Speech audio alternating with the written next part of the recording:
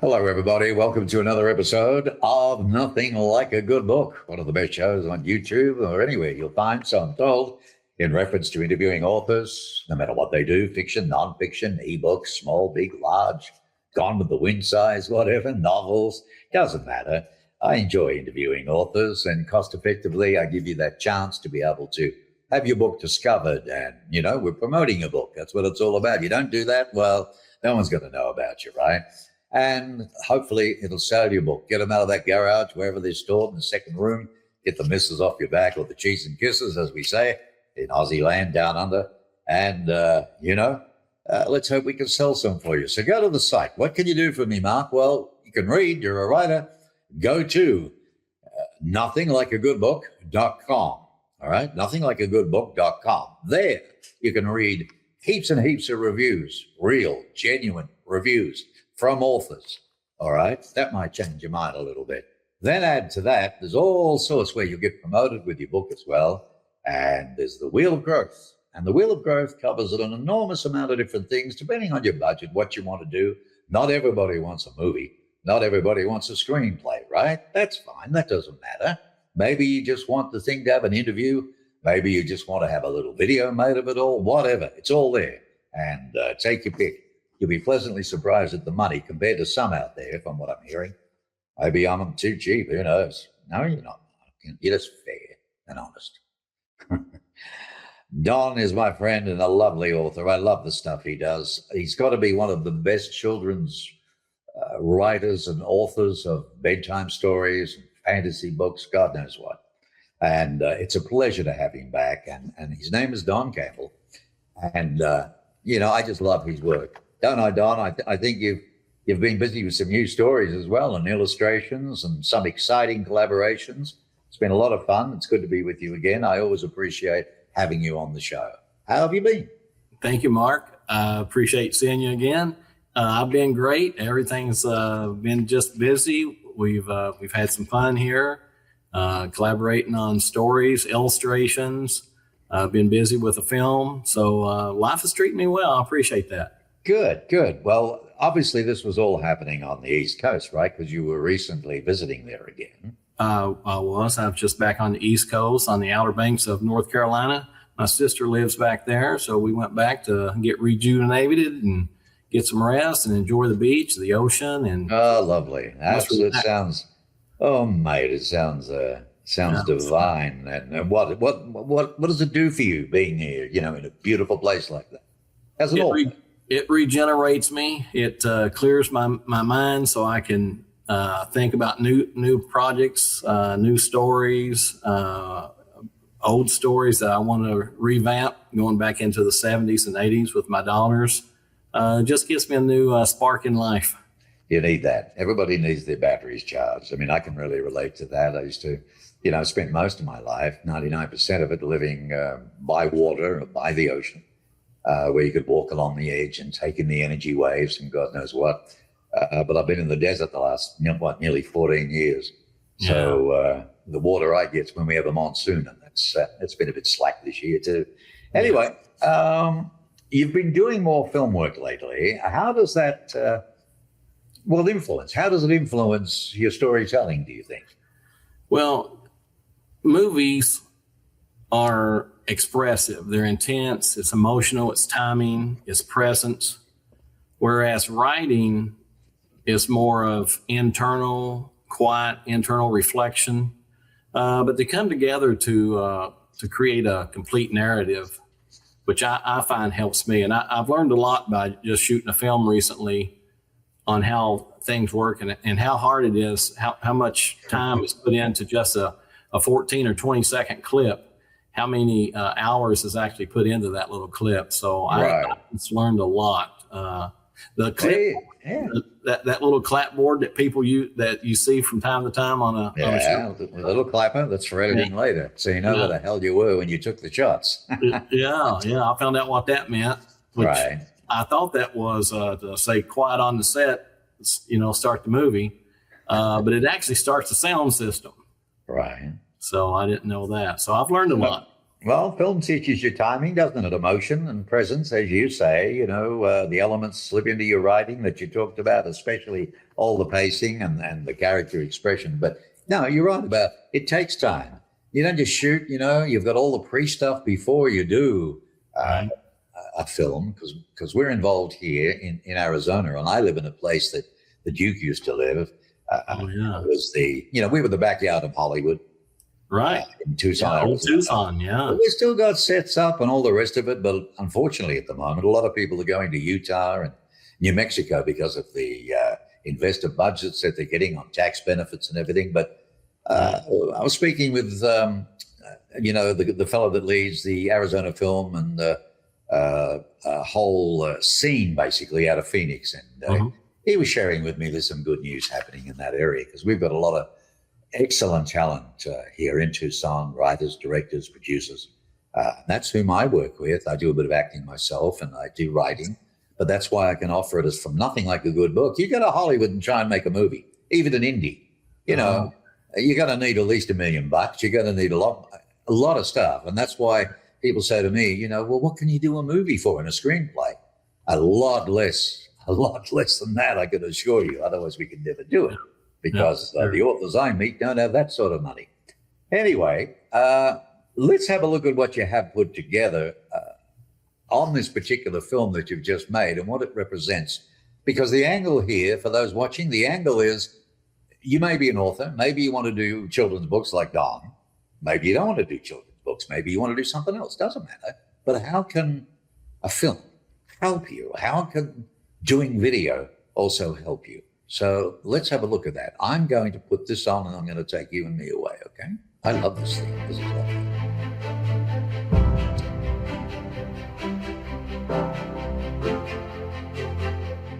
Outside these pages, the world moves quietly, not rushing, not demanding attention. Light travels slowly across the land, and life unfolds in small, unnoticed moments. Sometimes all it takes is a pause, to breathe, to observe, to listen. This is where reflection begins, in the stillness where memories wait to speak.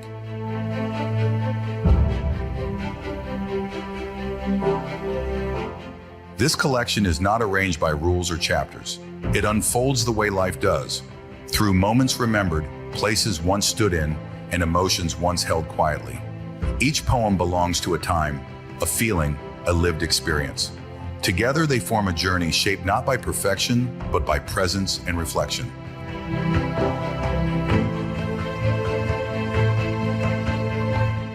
Some poems speak of love found in ordinary places. A child's laughter, a shared walk, a familiar presence beside us.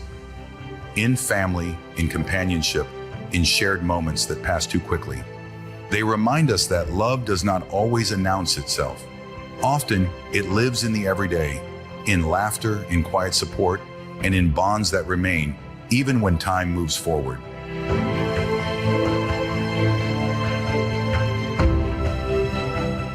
Nature speaks often in these poems. The desert remembers every step. The ocean carries stories in its rhythm. The night sky waits, unchanged and patient. Here, imagination does not escape reality. It deepens it, turning the world into a mirror that reflects what we carry within.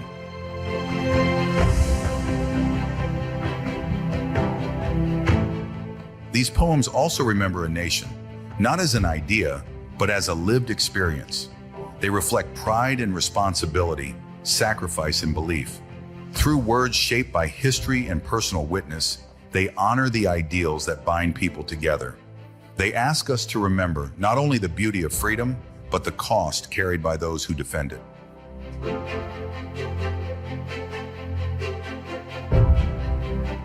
Some poems exist only to remember. They honor those who answered the call of service, those who stood firm in moments of fear.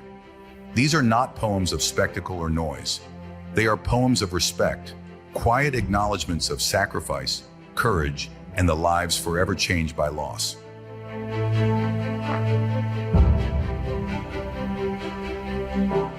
These words were written across years and continents, during work, service, travel, and reflection. Each poem marks a moment the author chose not to let disappear. Together, they form a record of lived experience, preserved not to impress, but to remember and to offer meaning through shared humanity.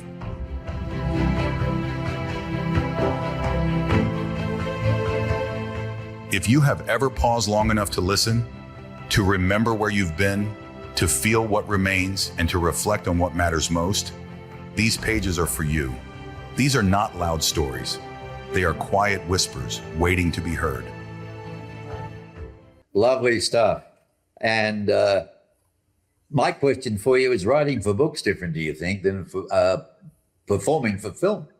Oh, difference is night and day. And the film that I'm actually doing, I'm if you've seen Doom, I'm like a Freeman out in the desert. That's why before I had such long hair and a long beard.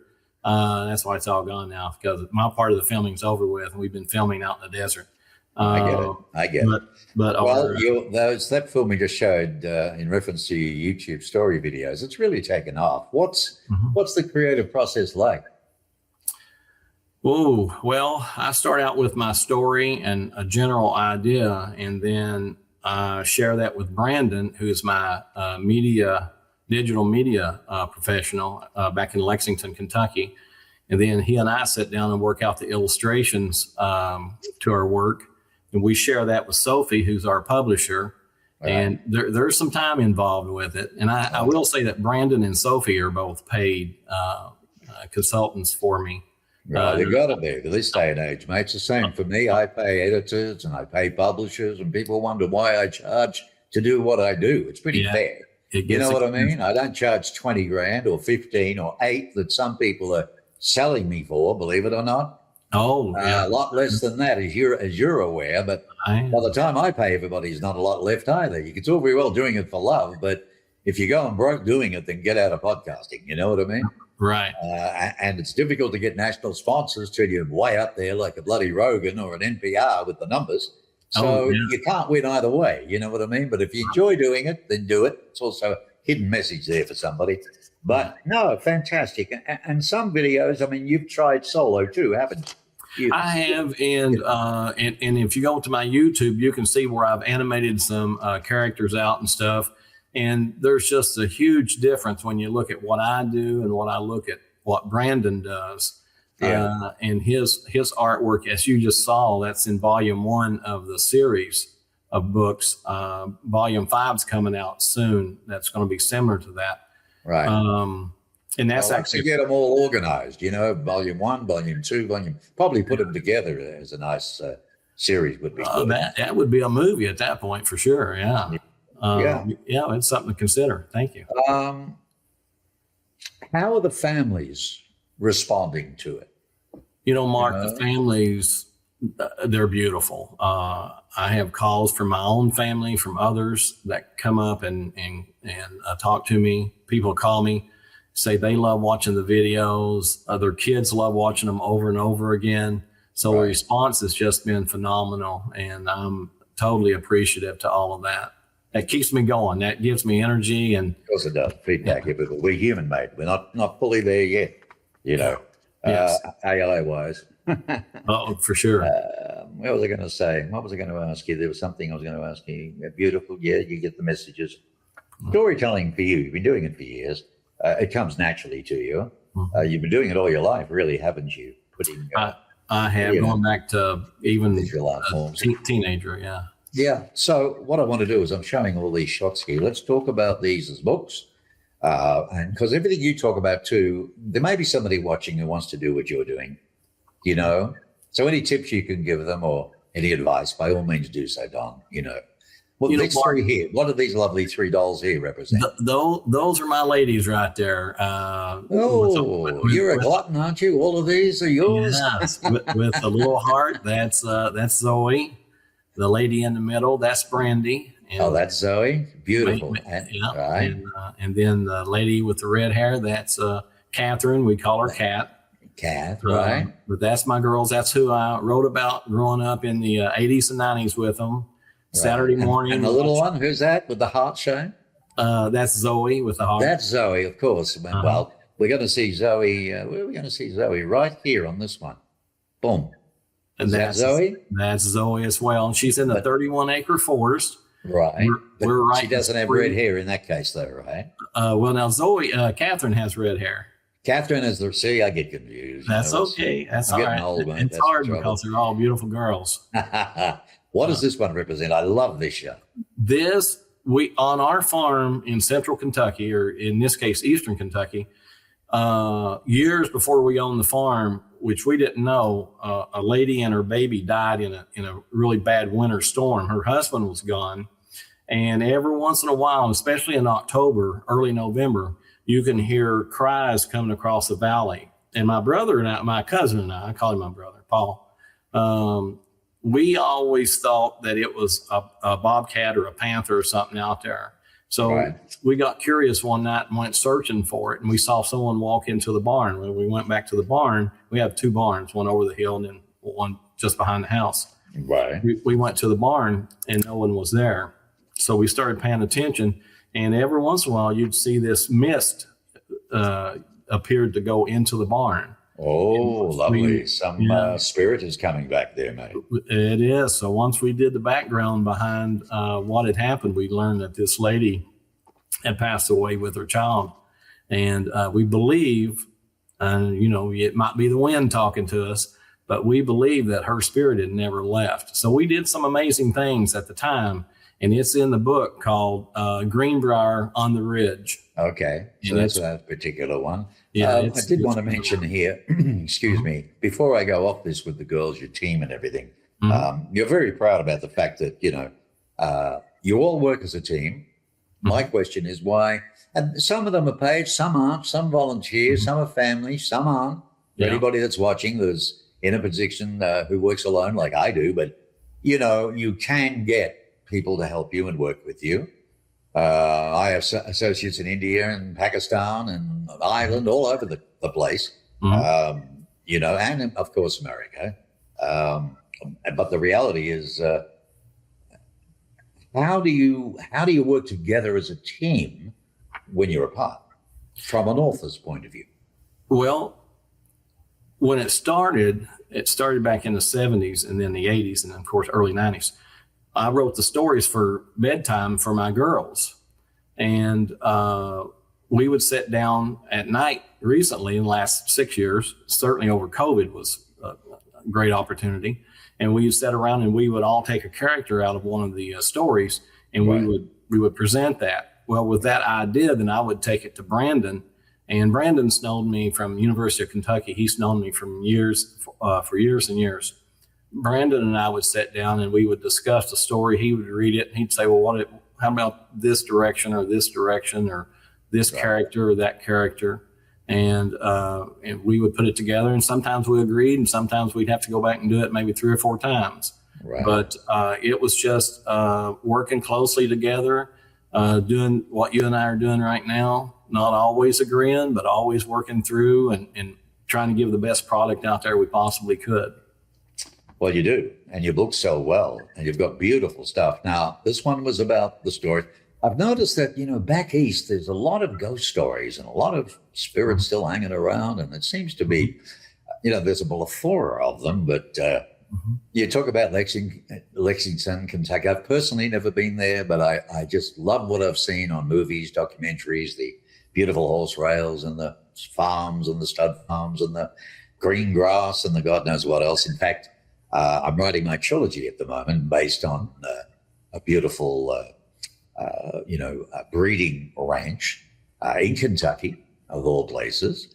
And I'm really doing that out of my imagination and out of what, appeals to me over the years that I've seen and my own story. So hopefully I'll finish that relatively soon, at least book 1, get that done. I look forward to I love your opinion back on it because absolutely. You've done a lot of writing. Families are responding well. That's good. Now, number 3 is this baby. I love this shot. Okay. By the way, who does your visuals for you? Brandon does some of them. Sophie and her team with U.S. Books Publishing does a lot. So we go back and forth with that. Amy Choir, we call her Q. She's a tool and die person or graphic design person. She actually does. If you ever go to Las Vegas and you step on an elevator and they got a picture of a steak dinner at their local restaurant there, she does that. She puts those silk screens or whatever they're called. She puts those on the elevators.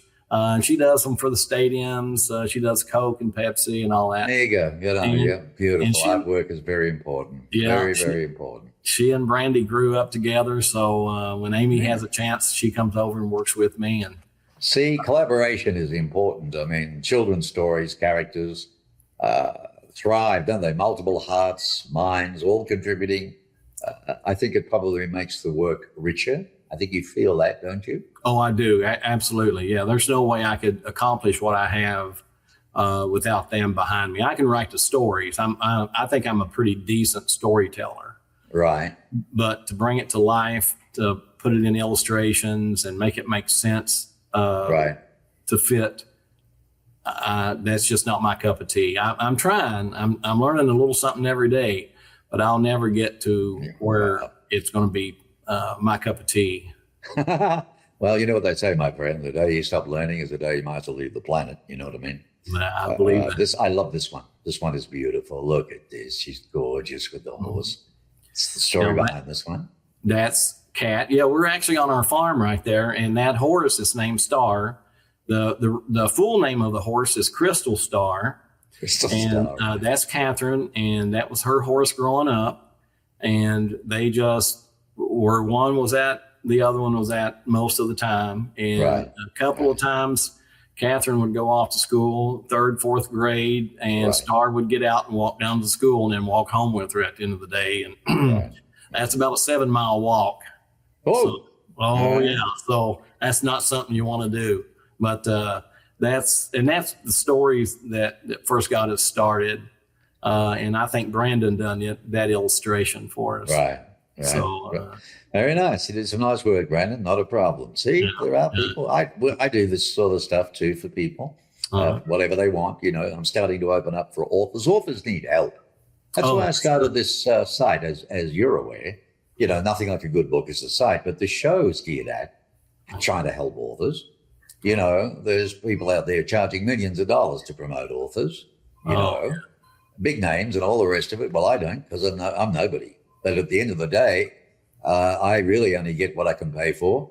And it helps authors because they need to be seen and they need to be heard, as you know. You can sit there and write all day, you know, unless you promote it and market it afterwards, who the heck's going to know about it? No. Who's going to see it? You know? So as with this will go on YouTube. It goes on about 30 audio platforms alone. Then it goes on video platforms. It goes on YouTube, goes on LinkedIn. That's only part of it all. You know, but that's what you've got to do this day and age anyway. And this final one here, this is gorgeous.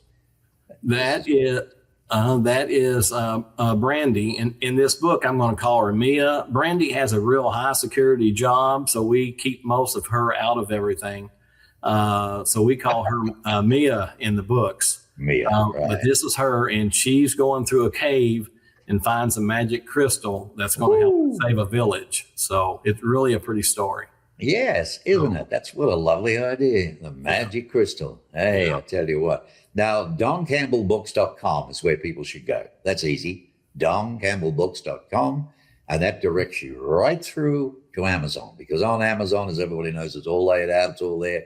And you've got it in all forms, haven't you?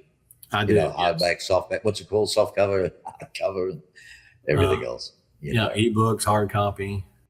Okay. Now, hang on a minute. I'm going to come back to you. Sometimes I get a bit lost doing all of this. There we go. So that's the website. Now, what else do I want to talk about? Bedtime stories, story collections. You've got new stuff coming out soon, which will feature down the track. They look great from what I've seen of the earlies. You want to give us a snippet a little bit about what's coming? Sure. First, we have bedtime stories coming out, and that should be out next year, early next year.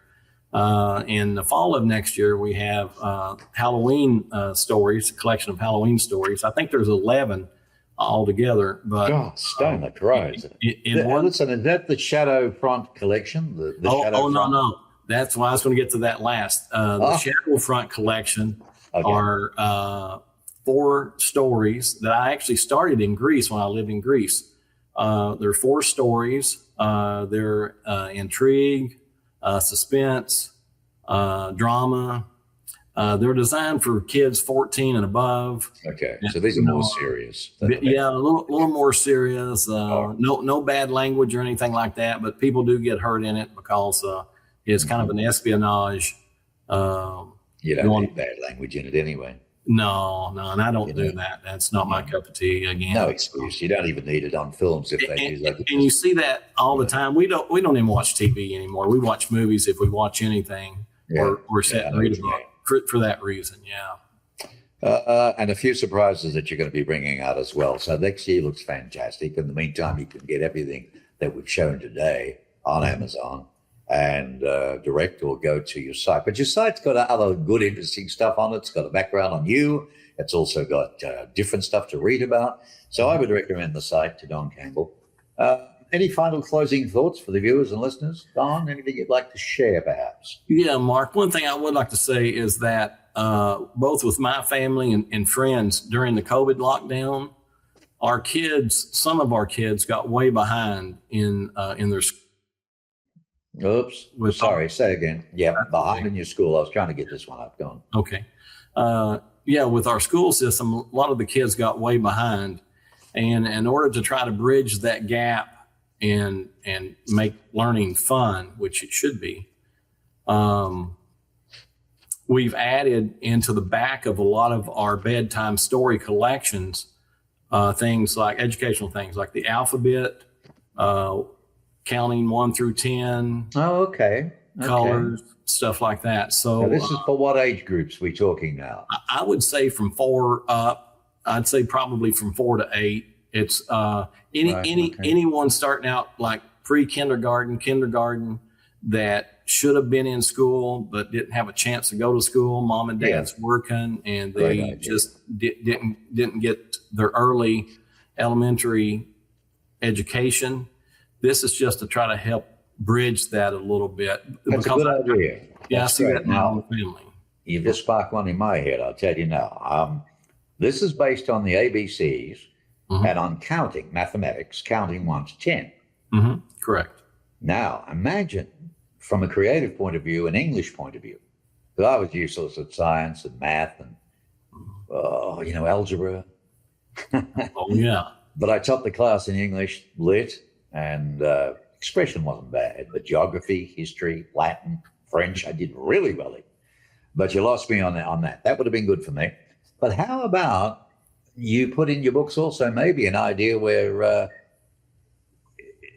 a child is supposed to maybe, what did they get out of that chapter?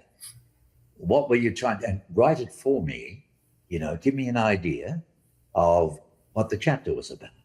Okay, that's something to look at. And one thing I do inside of that is I tell the kid to work with their parents and to take their fingers and draw out the letters like A, B, C. Ah, there you go. Right. As a visual learner myself, I have to repetition things. Yeah, me too. And if you read one of my books and you like it and you read it 7 or 8 times, and at the end of it, you do the ABCs, then eventually just through repetition, that's going to come a little naturally to you. So if you have a 4-year-old at home that enjoys that, then that's going to give them a step up, I believe, in education. And that's what these whole things are all about. There you go. Great minds think alike. Good on you, Don. That's nicely done. Now, on all your books are on, all of the series are on Amazon Kindle, paperback, hardback. And now also, folks, these books can be found at Barnes & Noble, BlueLulu.com, and others. So if you go to his address, though, what we recommend, which is this one. Did I put that in? Draft to digital? Is that there? A draft to digital? You can see all of them. Oh, I get it. I'm sorry. The draft to digital, I didn't put that up. Draft, the numeral 2, digital.com. You can see all of these books. But they're all in ebooks. Okay, they're all online ebooks. If you go to that particular address, drafttodigital.com. That's right. We were talking about that, where I can make them authors with that as well. and just search under Enchanted Characters and Imagination by Don Campbell. All right, that's all you've got to do there.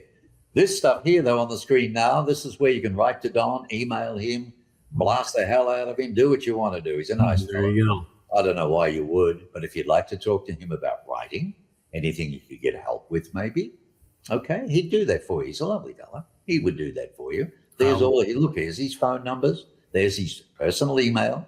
How many give you that? You know, and there's so much scams online these days. You don't know whether you're Arthur or Martha, do you? Believe me, I get 400 emails a day because I'm writing a show called scamalert.tv. 972 scams a day in America. Do you know that, Don? I'm not surprised. I did not know that. Unbelievable. Welcome to the land of, greed. I used to love a TV show with Stacey Keach. He did a great voiceover on this. It was called American Greed. Did you ever get to see that? American Greed, yes. Yeah, great series. Great series. It's either filthy rich or you're absolutely bum broke. One way or the other. It seems to run on money, this place. I'm disappointed in it in some ways. Well, go on then. I wish I could. But here's the deal. Enchanted Characters and Imagination follow us. YouTube, you can see it. Enchanted, 623-234-4146 is the office number. All right. DonCampbellBooks.com. Well, mate, taking that off and taking us back to that, look at that. You know what? I'm going to create an AI worker that's going to do everything automatically for me. I mean, in the switching. I wish I knew more. Such a StreamYard's good. It started out as a streaming platform, not as a creative platform. And consequently bought by big money in England. So they went downhill. Lots of things changed. Your power output. But they haven't created how it's easy to produce. Same old, same old. Money. Let me tell you a quick story. Yeah. Amy came over and was working with me. Brandy's back in Harrodsburg, Pennsylvania, working right now. Right. So Amy had some time and she stopped by and was hanging out. And she was going to try to teach me AI. So at the end of about 20 minutes, I go, oh, it's like Google or Bing. And she just started laughing. She shut it off. She goes, when you need something, you just call us and one of us will show up and help you when we can. And so my AI is pretty well a closed door. Because all my stories was written with pencil on yellow paper or white paper. The good old-fashioned way, like everybody, all of us wrote early days, before. I didn't get onto the computer till late, neither did you. Then we got all of this jazz, and when I'm at retirement age, now I got to learn about AI, which I'm doing very well in. I really understand it a hell of a lot more now. And I like it. I believe in it. It is the future. Whether you like it or not, it's here. So you might as well accept it, welcome it, but use it how you need to use it carefully and honestly. Yeah. And when it comes to, look, it's a real help. I mean, I'm doing a little course in a couple of weeks' time in August with a lady called Tatiana, and very cost effective. One of the few things online that's cost effective, because all these gurus charge through the nose. That's how they make their money. Yeah. And the reality is instead of just buying products, because with AI, you understand, it's really about agents. Being able to tell, we'll call him Jim. Hey, Jim, go to this for me. I want that done. I want the newsletter done. I want this done. I want that done. And you go and have a cup of coffee or play some golf. How wonderful is that? I mean, I spend 14 hours a day behind the computer 7 days a week, and I get screamed at every day by the Chiefs and Kisses because I don't do anything else. Because that's why it's taking me all that time, though, between writing and this and interviews. Whereas once I can get the AI going, it's going to act like I've got a virtual assistant in the room. And that's what's important, having someone to be able to work with and get things done and take the load off you. That's all I'm getting at. So that's why I'm learning it. I'm not asking for a coffee made for me with a robot. I couldn't afford one anyway. But the day will come, my friend, next lifetimes for us. Eh? I understand that, Mark. And I tell you what, we love and appreciate all that you do. You and I have been friends for a long time, and I just love talking to you. Let me share one last bit of knowledge with you on my end. By all means. It's what I tell my girls. They're trying to teach me how to use all this computer stuff and this and that. Right. I tell them, you know what? I've gone back to the 70s, and I'm not coming out. Yeah, I mean, man, life goes on. I need to, but I tell you, it's difficult. Unbelievable. But this stuff today, Don, in all honesty, I mean, I whacked another webinar this morning. I watch one a day. Try to keep up with the stuff that's pumped out. They're very clever. The Indians are the best at this, the IT stuff and what they're making in AI stuff. And the new product comes out every day, you know, around about 300, 267, 200, 297, that sort of money. Right.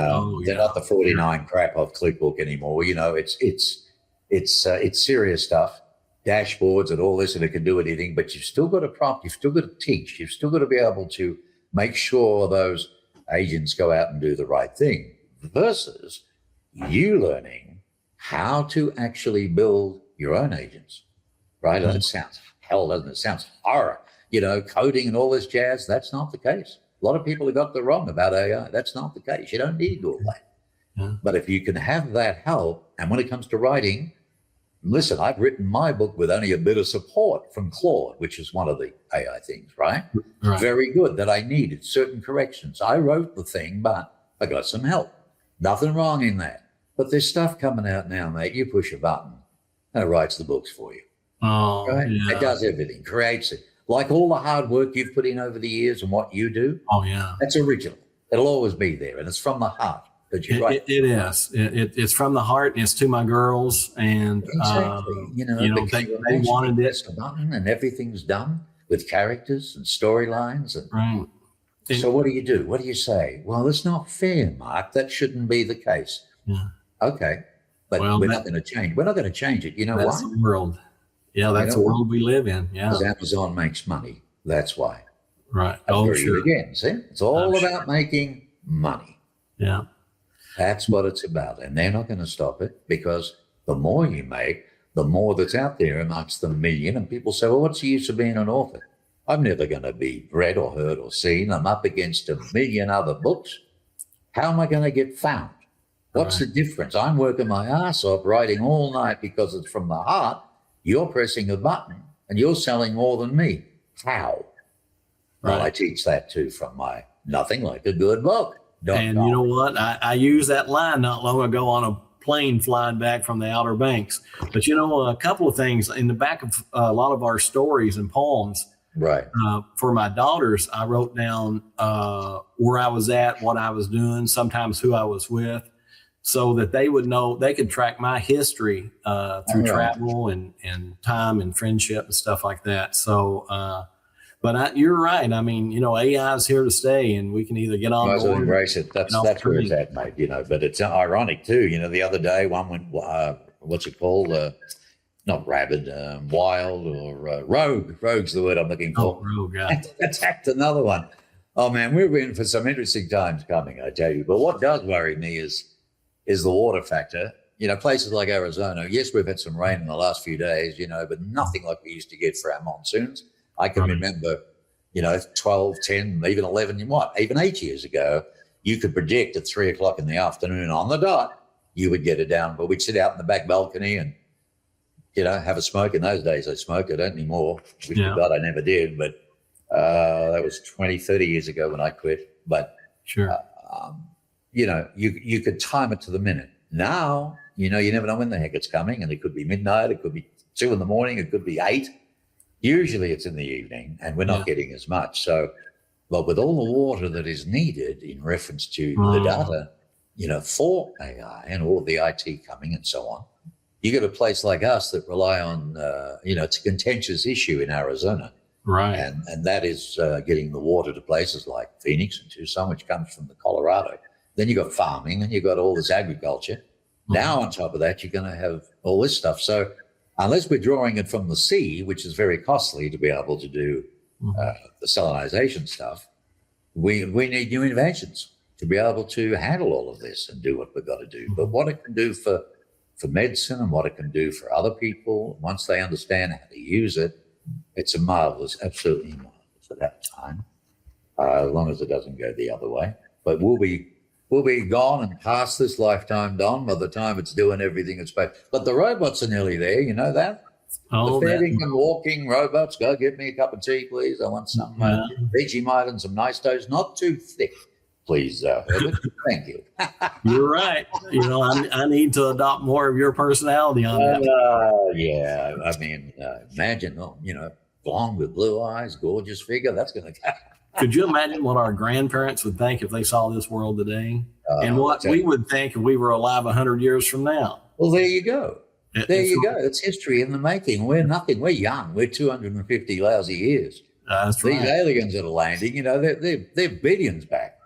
Oh, So yeah. who's got the nerve to say we're it? That's another Oh. issue. I'd love a show on that. I would love We got a to. big universe out there. I agree. You Big know. universe. Oh, yeah, big universe. And to think that the good Lord only ever just gave Earth. Yeah. Why make all the other planets? Why Yeah. make all the other constellations and everything else? No, And it's out there for us to learn to explore and appreciate. big time. Well, here you go again. See, Musk is the first. I'm still convinced the guy's an alien or a hybrid covered or whatever. But look what he's doing in our time period because he's got money. Money makes money, right? Puts it Right. back in again, boom, boom, boom. He's just doing things that we should have been doing years ago, but Right. no one had the kahunas to do it, or perhaps the money, the amount of money that it takes to do it. Oh, But yeah. he's right. If we don't go to Mars, if we don't go to other planets, and something happens to the Earth, and when you got nutcases like Putin in God knows what, you know, and other people around the world that couldn't care less if they press the button, what have we got to go to? So, you know, We'll be like the No. dinosaurs. Musk is going to take all of his wives, all of his children.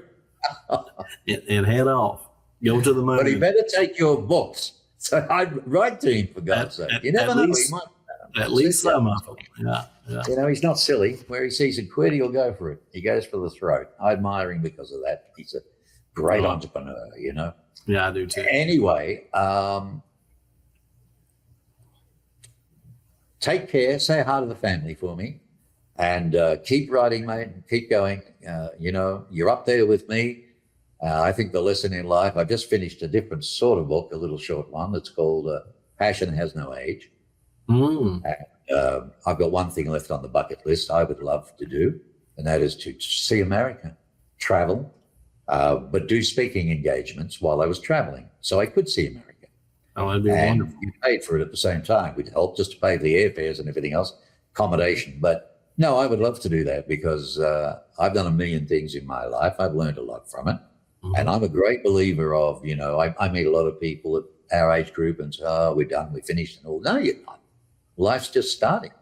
From 50 up, you won't get a job. They don't even answer the 30-year-olds and the 25-year-olds. Well, we got no hope of getting a corporate job Oh, because they see the age. They don't. What they don't see is the experience. right. You know, they don't see what we can do. Right. They don't see what we've done. Oh, too old. Yeah. And half of them don't want to pay holiday pay and don't want to pay all the perks and this and that. Don't hire them as a consultant. But they've got more knowledge and more experience in their little finger than what some of these dudes coming out of university, you know. But then, Mark, would be fair, what are they supposed to do? They've studied for 4 and 6 years, 8 years, you can't get a job. Yeah. Thousands of dollars in debt And thousands of dollars in debt. and working for Kohl's at $12 an hour. I can't, I couldn't do that. I did all sorts of stuff. I dug graves, I drove tankers, you name it, I did it to survive. But I don't think I could do that because I don't think I would be so upset every day. Mhm. It would be eating at me, you know, Oh, it would own you. all that money I've spent, or my mum and dad had, or all the jobs I put myself through university, all of the stuff. I'm here flipping burgers, or I'm standing there doing what you just said. Mhm. What's wrong with me? I mean, it must be hard to handle mentally. You know what I mean? Oh, yeah. I know exactly what you're saying. So anyway, so we're talking about writing and books and reasons, and there'll always be books. I love to touch it, feel it, flip through it. You're the same, aren't you? That's it. That's exactly what I told my daughter on a flight back. She was reading something out of a tablet, and I had Gone with the Wind actually, and I was reading that. And she said, "Dad, you know, you can put not only that book but lots of others in a tablet and just walk around. You're not having to carry the weight of that book." And I said, but you know what? There's nothing like a good book. There you go. There you go. Smell it. You can feel it. You know, you can turn the page. You can easily go back and go forward. Grip a page and hold your spot if something comes along. So I said, no, nothing like a good book. So again, I'm old fashioned. I'm back in the 70s. So Well, yeah, on a rainy they day. all laugh at me. So and that's okay. I used to, well, I enjoyed it because I'm from Melbourne originally, in my hometown in Australia, but I lived every bit of Australia in my radio and television years. I was fortunate to travel, but you had to travel to earn your stripes.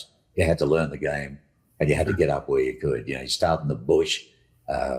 You had to literally play pool or two up with the jockeys had finished too at around about 12 a day. Oh, yeah. If you're doing breakfast anyway. Yeah. And that's how you ate, steak for a week.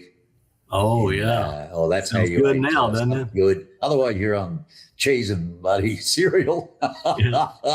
The money was there. pathetic. You only do it. I don't know why you did it, but until you can go through country, provincial, and then Cap City, you earn a little bit more, but nothing like America.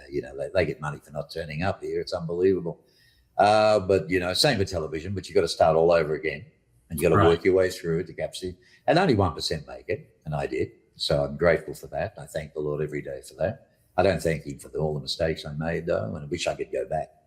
I wish I could go back, but Don't we all? that's what you tell. That's one thing I think growing up. I told my son, I said, look, no matter what they tell you, what you listen to, what you do, always remember one thing, you can never go back. So you can only learn from what you have done. Don't hold it against yourself for life, because I did, and it'll kill you. It'll eat you out. Oh, it will. You've made mistakes. We've all made mistakes. Right. Some worse than others. Some have had some rotten goes. People have treated us terribly unfairly. And scams, losing jobs that maybe didn't need to be lost, all sorts of things. But it's past, isn't it? It's gone. It is. Right? Learn from it You and move on. just That's have to all you make can do. the future better and try to be kind and understanding and We're respectful. going on here for an author show, but you know what? Writing is all about life.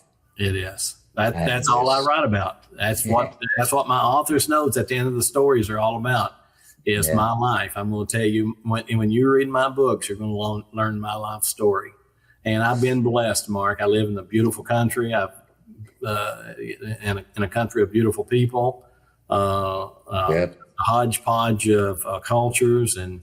Well, it is. It is. We're a melting pot too. I mean, And I've lived now in 14 years plus 6 Phoenix, this and that, around about 25 years all up in America. Yeah. When I was a kid, I admired America so much. I was one of those Aussies. We used to go down and meet the sailors when they come in with all their big ships and aircraft carriers and what have you. And we'd take my buddy and I in our little car. They paid for the gas. They paid for the drinks. We would take them to the nightclubs where the girls were. Yeah. Nothing wrong. And they were terrific. Australians are very friendly. We never locked our doors in those days. Right. We took them in. Everybody, we're great brothers of the Yanks. My argument is, having, have my lifetime was Vietnam and everything else, but a lot of Australian blood made us on the sands next to the Americans. Exactly. Yeah. We've been good buddies for you've been a years. brother We've in been in arms. every war. Oh yeah. Right. Oh yeah. So anyway, my friend, we're rambling on here, but I enjoy it. I'd love a show where it just goes for hours. Interesting topics. I love it too, Mark, and I love you and appreciate all that you do. And you You're most stay welcome, busy. my I'm friend. looking forward to reading your book. Yeah, I'm For looking your forward to it trilogy. as well. Yeah, being in Lexington and Kentucky, and I just love because it's going to involve a special horse, and it's going to involve a story around breeding and a love story. It's a contemporary love story. Okay. There's no killing in it, no swearing, no hot sex, none of that. Oh, I'm not buying the things. Mary, be nice. No, it's but it's a thriller too, from a point of view of through the eyes of the best stable in Kentucky, the best breeding in Kentucky, the best horses, and we travel the world. We go to the famous Lexington races, we do the famous races in England, and we end up at the Melbourne Cup. Oh my gosh, that'll be In beautiful. Australia. I'm a horse person, so actually my figured girls that you'd like reading that. And too. mate, I got to tell you, my country, one of the things is, and it's a race that stops the country for 3 minutes. While people are dressed up beautifully in top hats and the ladies' hats competitions and champagne, and even the brokes, even the pories, even the mugs get a chance of that. A day like a Melbourne Cup, the battlers, right? Yeah, that's like All the the little Aussie battlers, and Everybody can go, but it doesn't matter whether, because in my travels around Australia through my career for many years, my mum was still alive and then in Australia, so I'd always bring her up on Cup Day and we'd have a little bet together, $5 each way, God love it. And my grandmother too, because it's the most honest race in the world, so they say, and you can get 33 to 1 on a horse, you can get 10 to 1, you can get top favorite, because the Kiwis come over, the horses out of Arabia come over, the French come over. It's it's like a FIFA World Cup, I'm telling you. You can't get sports. The Yanks got a bloody, our famous horse that had the big heart that came over to America. Secretariat. Secretariat was on with that. It was, oh, God, Mark, now you go and have a blank on it. Farlap. Farlap had a bigger heart than most horses, and they got him in the stables. Anyway, that's another story. I should write something on that. Fiction, non-fiction, e-books, anything you want. Good luck to you if you're writing, folks. And this is a gentleman that is an example of what you can do from nothing. He refused after his career, and he's working not to do what he wanted to do. Age had no, passion had no age in this case. So he wrote, and you can do the same. See you, Don. Be good. You too, Mark. And if you can't, you be careful, all right? All right. What a lovely fella. Don Campbell, ladies and gentlemen. I hope you enjoyed the show. Please do me a favor. It helps. If you're on YouTube and you're following, do what you got to do with the bell and press the follow button and the download and everything else you got to do, because the more you do that, the more we can grow, and the more we can grow, the more I might get a sponsor or two. And then I can do other things I'd love to do with the show. Because I get a lot of emails from people who ask for help and this and that. And sadly, you would think with this industry, it wouldn't be as bad as others with scams, but there are. Absolutely infiltrated this industry like you wouldn't know. And I feel for you terribly. I get stuff like people who have written books, given them to publishers and bad publishers, or given them their manuscript or paid to have a manuscript done, ghostwriting, and all this jazz. They got nothing. They paid $200,000, got nothing, not even a smile. Then there's others. I could sit here all day and tell you about the scams in this industry. So be very careful, and I want to bring lawyers on and people who are in the game who can warn you and advise you and what you should do. Cover your tracks, right? Cover your ass, as we'd say in Aussie land. We're straight up with it, because it's too late when it's gone, and you've got to be very careful. Research. There are genuine publishers. There are genuine marketers, right? There are very honest people in the game. Don't get me wrong. But be careful who calls you out of the blue and, we're going to do this. We're going to make you that. We're going to do this. Just be very, very careful, okay? You don't need to give away hard-earned money. It's too hard, and the industry's tough enough as it is, but there are ways. So whatever we can do to help you, just yell out. Send me an email, mark@nlgb.info. Mark with a K.